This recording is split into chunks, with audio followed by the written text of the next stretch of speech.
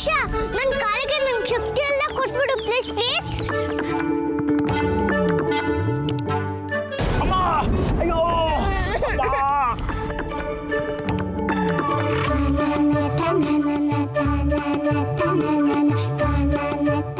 ಅಮ್ಮ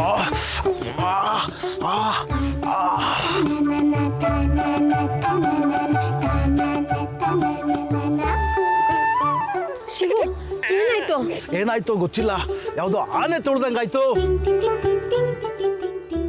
ನೋಡು, ಈ ಪರಿಸ್ಥಿತಿಲಿ ನಿನ್ ಮಗುನ್ ಕರ್ಕೊಂಡು ಹೋಗಕ್ಕಾಗಲ್ಲ. ಬೇಗ ಇಲ್ಲಿಂದ ಹೊರಟೋಗು.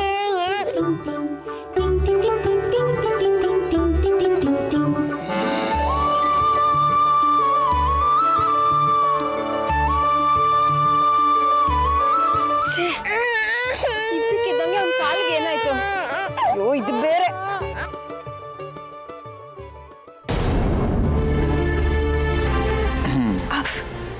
ಶಾಂತ, ಪರವಾಗಿಲ್ವ ಈಗ? ಪರವಾಗಿಲ್ಲ ಬಿಡ್ರಿ, ನೀವ್ಯಾಕೆ ನನ್ನ ಕಾಲಿಡ್ದು ಸೇವೆ ಮಾಡ್ತೀರಾ?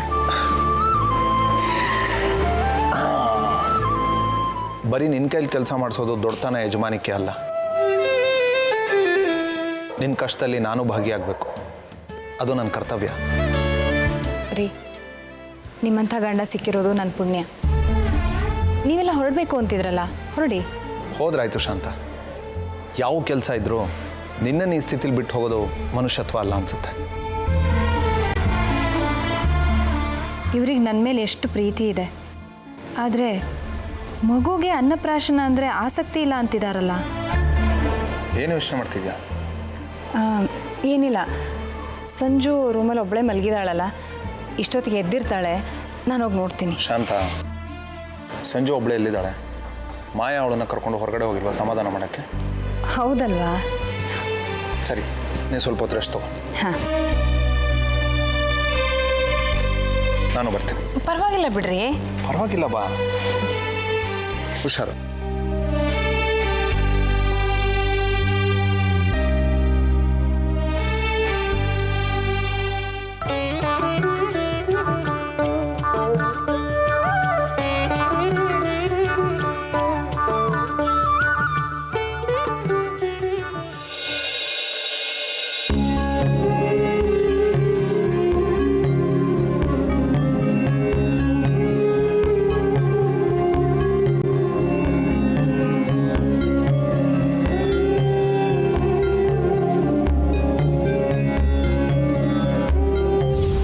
ಮಗಳಿಗೆ ಯಾವ ಅಪ್ಪ ಪೂಜೆ ಮಾಡ್ತಾನೆ?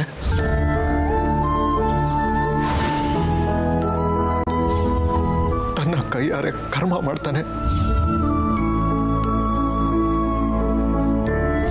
ಯಾವ ಸೂತ್ಕಕ್ಕೆ ಅಂತ ಪುಣ್ಯ ಮಾಡಬೇಕು? ಅಂಜಲಿ ಹೆಸರಲ್ಲಿ ನಾನು ಯಾವ ಪೂಜೆನೂ ಮಾಡಲ್ಲ, ಕರ್ಮನೂ ಮಾಡಲ್ಲ, ಪುಣ್ಯನೂ ಮಾಡಲ್ಲ.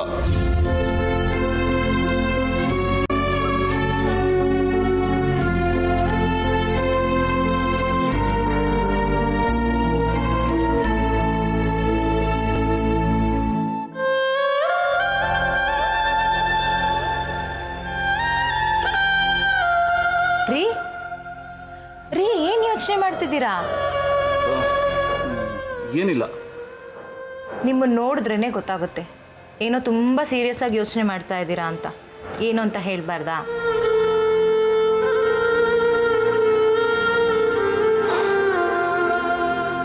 ನೀನು ಅಂಜಲಿ ನೆನಪಲ್ಲಿ ಏನಾದರೂ ಪೂಜೆ ಮಾಡಿಸ್ಬೇಕು ಅಂತ ಹೇಳಿದ್ಯಲ್ಲ, ಅದ್ರ ಬಗ್ಗೆ ವಿವೇಕ್ ಹತ್ರ ಮಾತಾಡಿದೆ.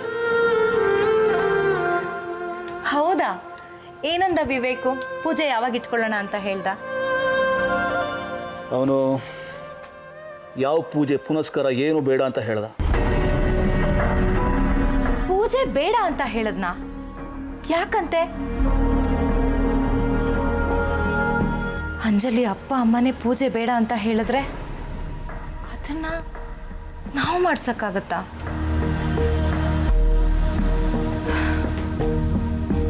ನೋಡ್ರಿ, ಆಗಿದ್ದಾಗೋಗ್ಲಿ, ಪೂಜೆನ ನಾವೇ ಮಾಡ್ಸೋಣ.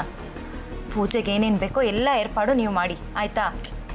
ಇಲ್ಲ ಭಾರತಿ, ಈಗ ಇರೋ ಪರಿಸ್ಥಿತಿಲಿ ಈ ಮನೇಲಿ ಅಂಜಲಿ ಹೆಸರಲ್ಲಿ ಯಾವ ಪೂಜೆ ಆಗೋಕ್ಕೂ ಅವನು ಬಿಡಲ್ಲ. ಏನ್ರಿ ಹೇಳ್ತಾ ಇದ್ದೀರಾ ನೀವು? ಅವನಿಗೇನೋ ಪೂಜೆ ಮಾಡೋದಕ್ಕೆ ಹಿಂಸೆ ಅಥವಾ ಮುಜುಗರ ಇರಬಹುದು, ಹಾಗಂತ ಪೂಜೆನೇ ಮಾಡದೇ ಇರೋಕ್ಕಾಗತ್ತಾ?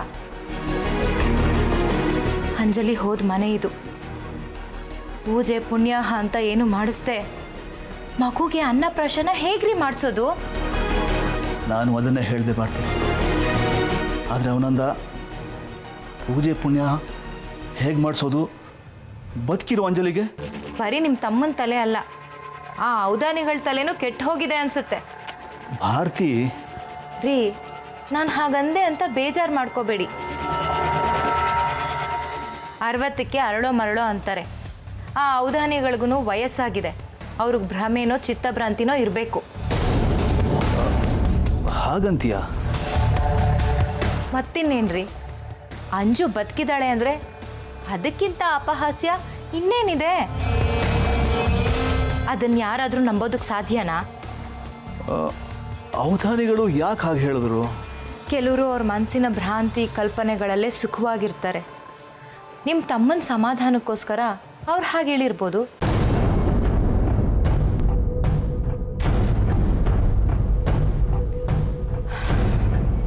ಆಯಿತು, ಅಂಜಲಿ ಬದುಕಿದ್ದಾಳೆ ಅಂತಲೇ ಇಟ್ಕೊಳ್ಳಿ. ಹಾಗಿದ್ರೆ ಅವಳಿಗೆ ಎಲ್ಲಿದ್ದಾಳೆ?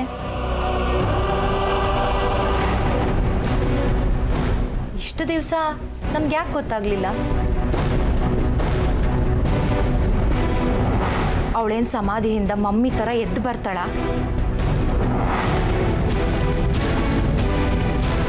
ಇದೆಲ್ಲ ಹುಚ್ಚಲ್ವೇನ್ರಿ? ನಿಮ್ಮ ತಮ್ಮನಿಗೆ ಬುದ್ಧಿ ಹೇಳೋದು ಬಿಟ್ಟು ಇದನ್ನೆಲ್ಲ ಬಂದು ನನ್ನ ಹತ್ರ ಹೇಳ್ತಿದ್ದೀರಲ್ಲ.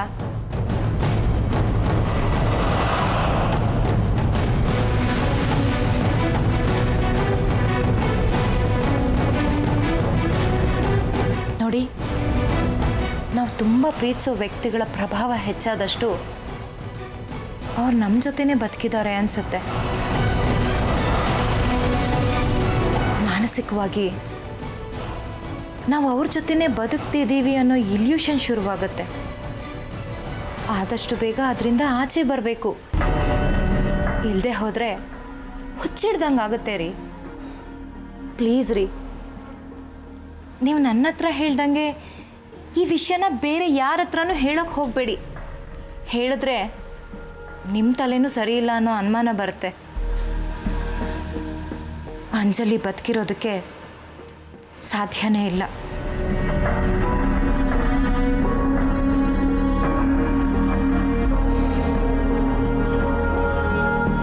ಭಾರತಿ ಹೇಳೋದು ಸರಿ ಅನ್ನಿಸ್ತಾ ಇದೆ. ಆದರೆ ಅವಧಾನಿಗಳು ಯಾಕೆ ಹಾಗೆ ಹೇಳಿದ್ರು? ಅವ್ರು ಹಾಗೆ ಹೇಳಿದ್ರ ಅಥವಾ ಅಂಜಲಿ ಸತ್ತಿದ್ದಾಳೆ ಅನ್ನೋದನ್ನು ಒಪ್ಕೊಳ್ಳೋಕ್ಕಾಗದೆ ವಿವೇಕೆ ಸುಳ್ಳು ಹೇಳ್ತಾ ಇದ್ದಾನ?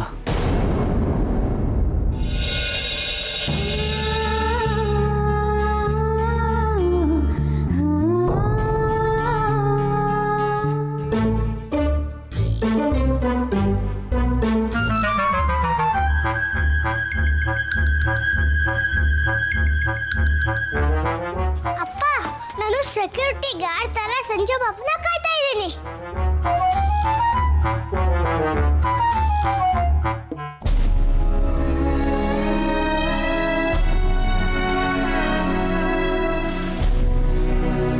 ಶಾಂತ, ನಾನು ಸ್ವಲ್ಪ ಹೊರಗಡೆ ಹೋಗಿ ಬರ್ತೇನೆ. ಇಷ್ಟೊತ್ನಲ್ಲ? ಹಾಂ, ಕೆಲಸ ಇದೆ. ನಿಮ್ಮ ತಲೆನೋವು ಹೇಗಿದೆ? ಪರವಾಗಿಲ್ಲ, ಕಮ್ಮಿ ಆಗಿದೆ. ನಿನ್ನ ಕಾಲು ನೋವು? ಅದಕ್ಕೇನಾಗಿದೆ? ಆಗಲೇ ಸರಿ ಹೋಯ್ತು.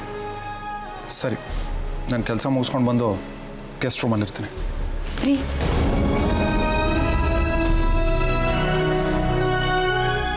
ರೀ, ಯಾಕೆ ನನ್ನನ್ನು ದೂರ ಮಾಡ್ತಿದ್ದೀರಾ?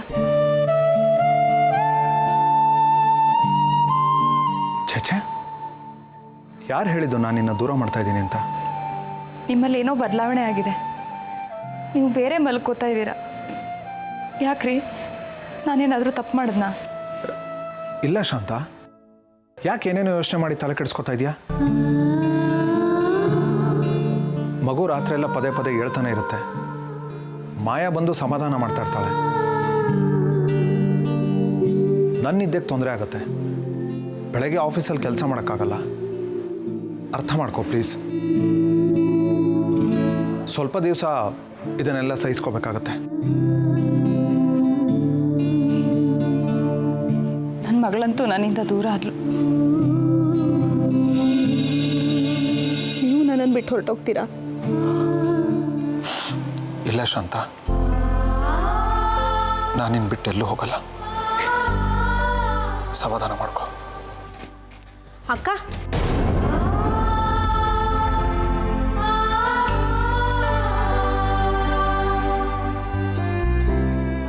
ನಾನು ಹೊಡ್ತೀನಿ.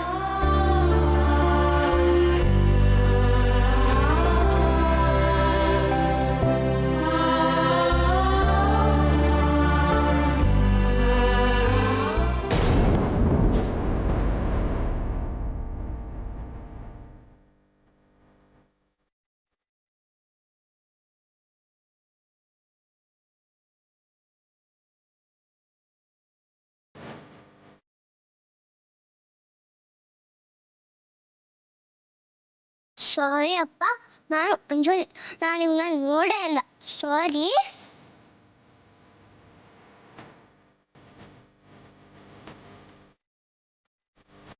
ಅಕ್ಕ, ಮನೆಗೆ ಫೋನ್ ಮಾಡಬೇಕಾಗಿತ್ತು. ಕರೆನ್ಸಿ ಇಲ್ಲ, ರೀಚಾರ್ಜ್ ಮಾಡಿಸ್ಕೊಂಬರ್ತೀನಿ. ಏನು ಮಾಯಾ, ಬೆಳಿಗ್ಗೆಯಿಂದ ಏನು ಮಾಡ್ತಿದ್ದೆ? ಇಷ್ಟೊತ್ತಲ್ಲಿ ರೀಚಾರ್ಜ್ ಮಾಡಿಸ್ಬೇಕು ಅಂತಿದೆಯಲ್ಲ. ಅಕ್ಕ, ಅದು ಬೆಳಗ್ಗೆ ಮರ್ತೋಯ್ತು. ಸರಿ ಹೋಗ್ಬಾ. ಸರಿ ಅಕ್ಕ, ಹೀಗೆ ಹೋಗಿ ಹಾಗೆ ಬಂದ್ಬಿಡ್ತೀನಿ.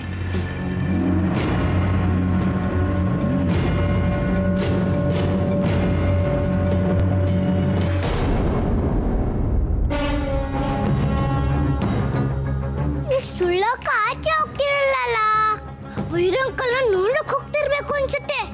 ನಾನು ಹೋಗ್ತೀನಿ.